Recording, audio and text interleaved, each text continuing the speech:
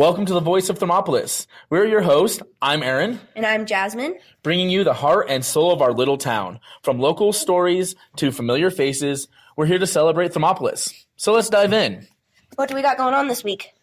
Well, we got the podcast is the first episode. Hooray. We also are looking at some of the local businesses here. Also Star Plunge. The Star Plunge is a big deal on everyone's mind, so I wanted to kind of bring that up, see what your thoughts were on that, and maybe kind of overview some of what's going on with that. I feel like a lot of people are misinformed, or maybe they just don't understand. Mm-hmm. Yeah, I agree.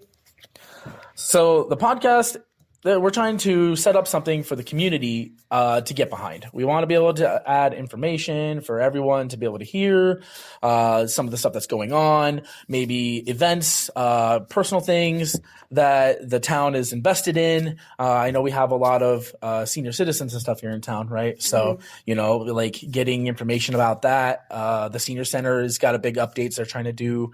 So just getting the community more connected and information out to the people, I think, is what's important and what the big directive is here. Mm-hmm. So I'm excited to have you with me on this project. I've been telling a lot of people, it's not just me, so I don't have to be fully accountable for trying to get all of this myself and pushing it up that rock up the hill, so to speak. So thank you for joining me on this experience. Yeah, thank you for inviting me. I think this is going to be really, really awesome for our little town, and I'm excited to just be a part of it. So how's your week? Pretty good, honestly. Slow. The sickness going around town right now is really wiping everybody out. I've heard some people had it for like 3 weeks. Wow. Is it just like a respiratory or? It starts as kind of like a flu. Like you're getting fevers, you're getting the chills, and then once your fever breaks, you get all the respiratory symptoms. Wow. I've known people in Roland that have had it for over a month now and can't get rid of the cough. I think my son might have had that return because he's got a little cough going on, and being in track and stuff, that's hard for him. Oh yeah, I'm sure working the lungs like that. Yeah, I don't even do anything like that, and I do a little bit of exercise, and it's killing my chest. I definitely want it to go away. It's been a hard couple weeks for sure.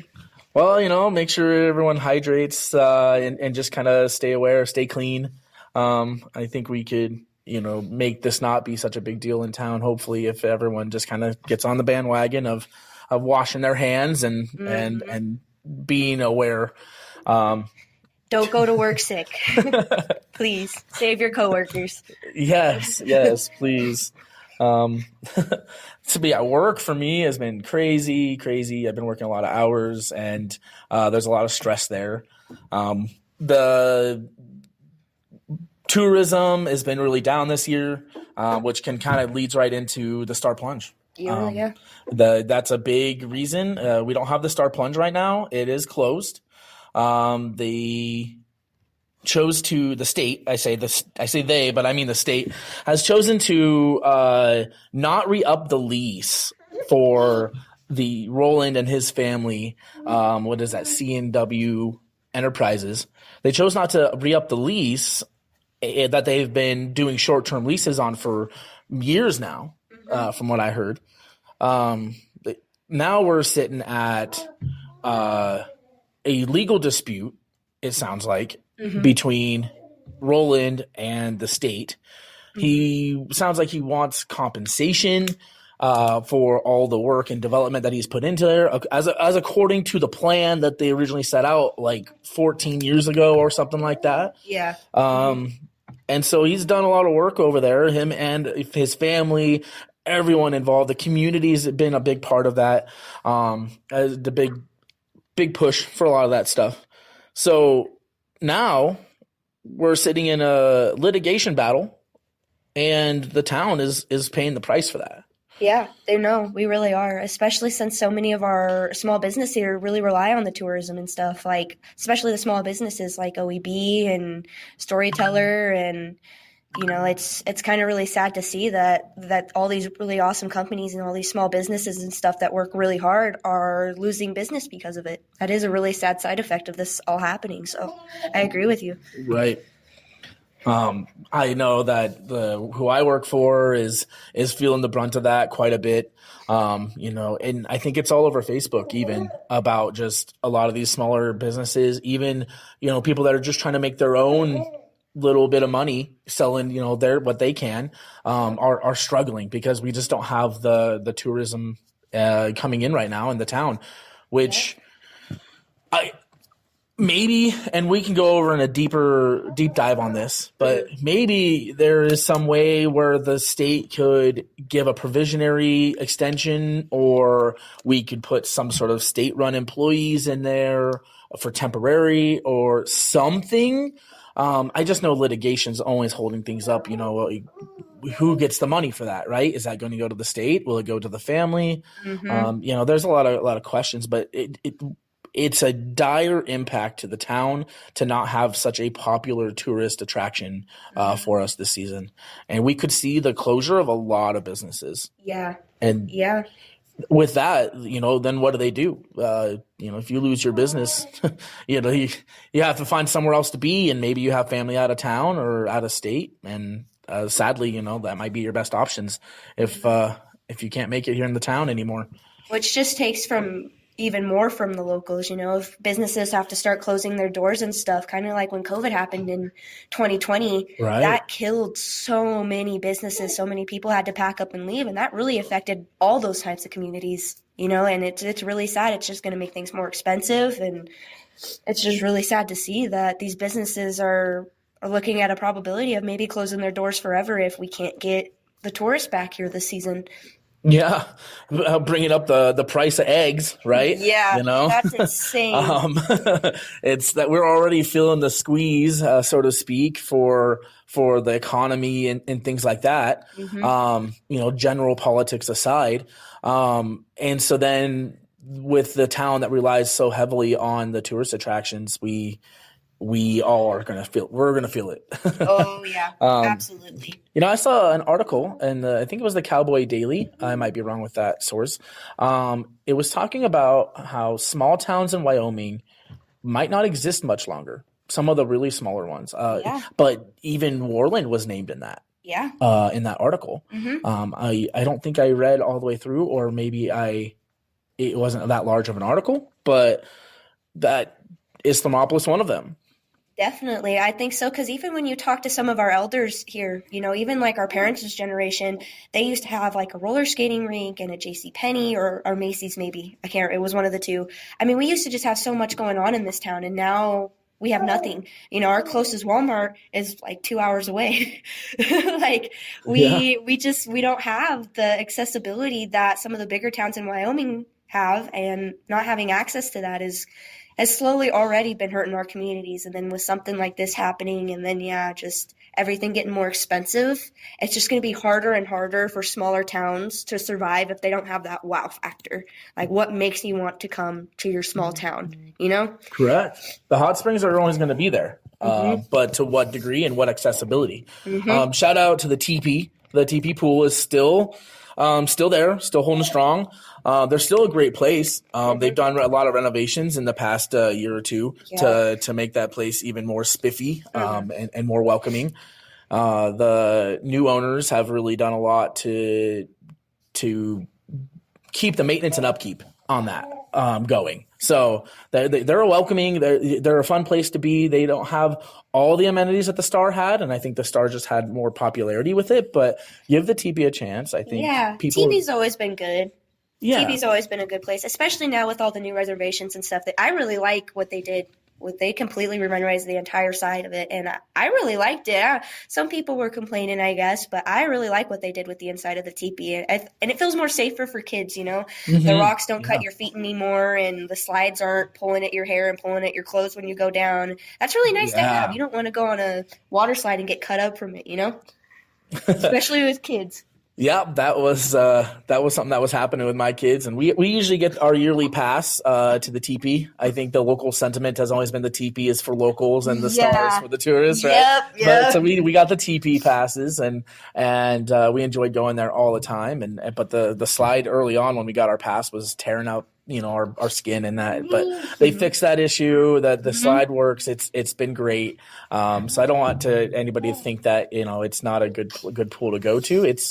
It's beautiful, and it's so relaxing. It's still the mineral water. It's still warm. It's not a chlorinated pool like you would think of. They might have some sort of chlorine in there. I don't know, so I don't want to speak to say that it's no chlorine. You might have to look into that. We'll look into that more, and then I can post on our Facebook page, Voice of the Mop, more that follow up information. So that way, I'm not saying something that could turn someone away. TP is really nice, so especially since it's kind of right on the river too. It kind of offers way better views than the Star does. At the Star you kind of only see the road in the state park, but at the TP, being at the edge of the state park, you see the whole river, you see the swinging bridge, you get a lot better views, especially if you're enjoying the outside pool. So I do really appreciate that about the TP. Oh, definitely. The views from the TP on the outside hot tubs when you're just checking things out is beautiful. It's gorgeous. I love the TP. So don't sleep on it. Definitely check it out if you haven't been there in a while. They've done some stuff. It looks good, and it's a good place to go to, guys. It might be a little crowded because it is our only pool this season right now, but it's still worth worth the time and effort, I think. Worth the money you're going to pay. So I did hear that their outside slide wasn't working. So they might be decommissioned this season. I don't know. And again, I can do some follow-up. I'll give a phone call down there, and we'll see what they have to say and make sure that information gets put up on the Facebook page. I will do a follow-up article to this about the TP itself, because we've talked so much about the TP, to make sure that information is correct, whether the outside pool is open, chlorinated, not chlorinated, that kind of thing. I'm pretty sure it's not chlorinated. It's the hot springs water, but maybe they do have some sort of additive stuff they have to keep keep the fungus down and stuff. Yeah. They have a sauna, the working sauna. They have a working vapor cave in there too. So we still have the bathhouse. The bathhouse, it's 20 minutes now. So 20 minutes of free soaking time. Enjoy your time there. I have family coming the end of June. They'll definitely be taking advantage of that. Probably a few times in their stay here. So, back on the Star, though, I really wished that we would just take in consideration the tourist season before they decided to make these changes. They gave a 2-week provisional license or provisional lease from after January, right? The first 2 weeks of January. Yeah, January 14th, I think. Yeah, and that was nice, of course, but then we couldn't just keep that going at least through the season and then maybe talk about it in September. Yeah, especially since summer is our busiest season. That would have made more sense, at least to me, to keep it open a little bit through the summer. I mean, it was nice that they gave the 2 weeks or whatever, but winter is our slowest tourist time. I mean, we don't have any tourists during winter. It's all locals. Well, we do have some, actually, because it's hot springs and hot water. Yeah, true. So it is nice. Spring break was a big opportunity, got missed. Yeah. The town felt spring that. Break, yeah. Spring break for even the local towns love to come over here and have access to that. So they didn't get that, unfortunately, this year. And even the hunters and stuff that come in for fall love to go and enjoy because a lot of them are coming in from way out of state to hunt our game, and and they come and enjoy the hot springs every fall. So that's kind of going to be another thing. It's fishing season right now. It's crazy. Yeah. Yeah, we can go into that. So I've heard from local fishermen that the Boysen Reservoir is just crazy. I think it's for walleye right now that people are just getting their limits and just so fast, and multiple people, not even just one account. I've heard multiple people talk about that. So we've been catching walleye almost every weekend out there. It's been great. Yeah. That's amazing. So the fishermen, don't sleep on it now. And maybe you would even have more chances with the lower tourism. Yeah, honestly, yeah. Now maybe it's your secret spot is Thermopolis now. So we have all kinds of new businesses and new buildings popping up all of a sudden. Have you seen that down on 6th Street? The Thermopolican, the old Thermopolican building. Yeah. Yeah, they've now looks like they're turning over into a fly shop. So that'll be really nice. Yeah, that's going to be awesome. And I think the guy who's doing it is really close friends with Lucas and stuff, and that they want to make it super affordable for local fishers too. So that's going to be really nice to have. They're not going to skyrocket prices just because of all the fishing tourism in here. It'll be affordable for locals to go get some nice fishing gear, so that will be really nice. I would love to learn how to fly fish. That's something that's been on my list of things that it'd be great to do. So maybe if someone's out there feeling charitable, they can teach you how to fly fish. Reach out, and teach me how to fly fish. I don't have any of the gear or nothing. So, but I do have fishing in my blood. I come from Washington State originally. So, there you go. Yeah. I used to tell people I have gills behind my ears, like Waterworld, Kevin Costner in that movie, because it's always raining over there and everything. And that was so long ago, and now I'm Thermop blood all the way. This town is really, really captivated so much of what you don't get in a larger town. Really. A larger town is people keep to themselves and they're angry at everyone that gets within a 5-foot radius of them. You don't have friendly neighbors. You can't just wave at someone down the street and get a nice friendly wave back. You get the one finger salute. Yep.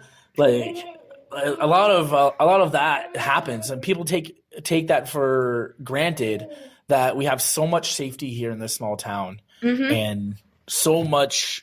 It's so good to raise a family here because you don't have to worry about so much of what you worry about in the bigger towns. Yeah, in the cities and stuff, you don't have to worry about the crime rate, and you don't have to worry about as many crazy drivers and stuff, and like just those insane instances of like road rage and stuff you're seeing. And like, it is nice. It's a beautiful, quiet place to raise a family. It's safe, and there's just so much to do, so much of our beautiful state to see. You got the fishing and the hiking and the hunting, and like if you're an outdoors person, this is heaven. Like, this is perfect. Definitely. Yeah. The beauty you have for just walking 10 feet away from your home, yes, and just looking up or looking out is taken for granted. It is. I was telling my kids the other day that it was late, and they're looking at the stars right off our porch, and they were like, "Man, there's so many stars." And I was like, even with the light pollution and stuff that we do have, you can see more stars with your naked eye than someone in a large town in a big city, Seattle, LA, like. They can't look up and see stars like we can. Yeah, you get to see so much. And they can't. And the air pollution is so bad too. Just not even light pollution and seeing the stars, but the air pollution. You step out your front door in the city and it's just stinky. Yeah. And it smells and it's full of gases and it smells like cars and concrete. Here you step out your front door and you get a nice little taste of a breath of fresh air. You smell the alfalfa growing. It's all clean, which I really like that about, especially for an area of kids who wants to step out their front porch and just inhale, the city smoke. The fumes of the world. The fumes, yeah. I'd much rather step out my front porch and smell alfalfa and the fresh air and the river, and it's beautiful. It's gorgeous. I'll give credit to Mike Randolph on this line. He said, no one looks up anymore.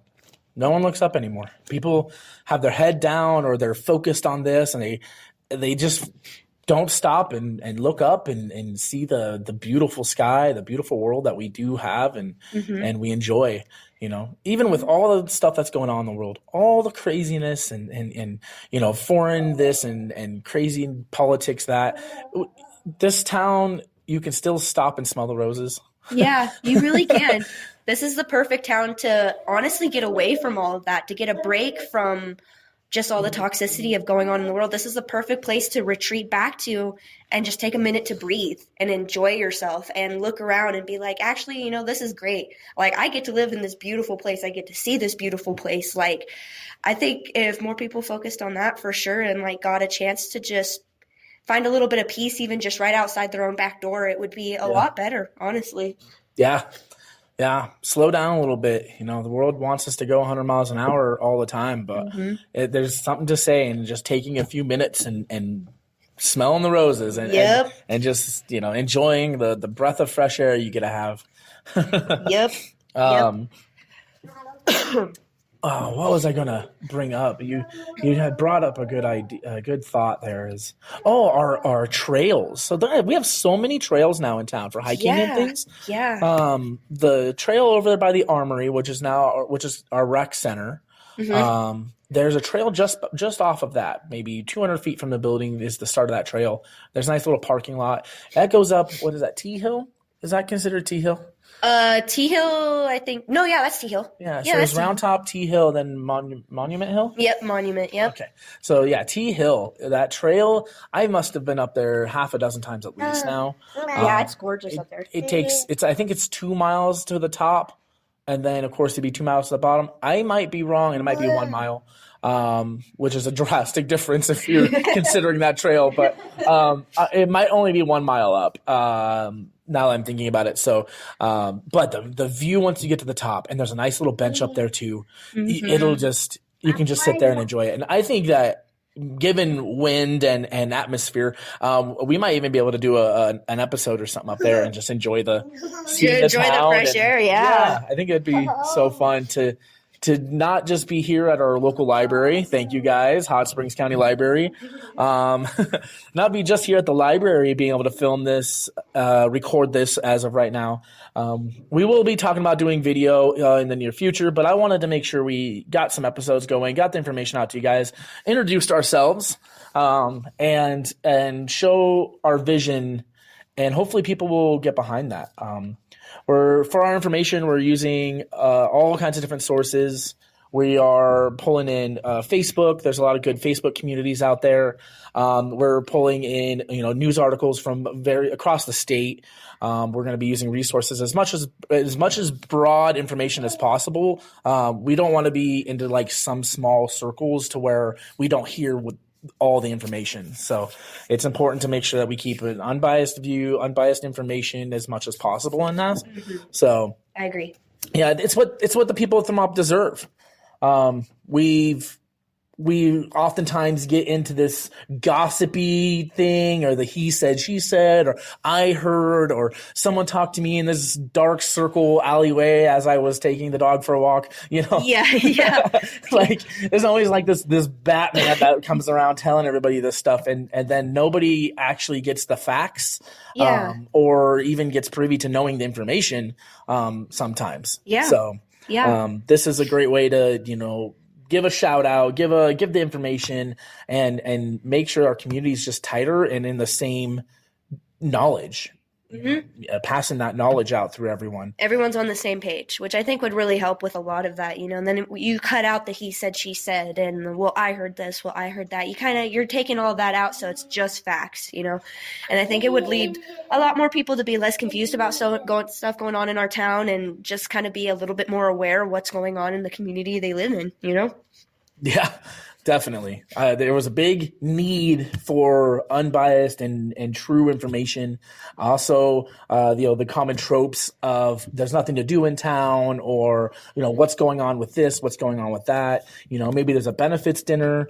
There's a lot of information that can be consolidated and then put out for more people. So I agree. We are that voice. I don't think that we would do a good service to the town, to you as a listener, if we just came up here and put in our opinions and said a bunch of he said, she said, and non-factual information without sources. I don't think we'd do a good service to the listener and not present good information. So everything we talk about, to our best of our ability, please understand it won't always, we won't always be right on everything. I might accidentally say there's chlorine in the pool that there isn't, We're only human. We're human, but everything I do say, I want to make sure we follow up with the facts, or, we are doing these kinds of things. So, absolutely. That's just kind of the dedication to this podcast to you guys.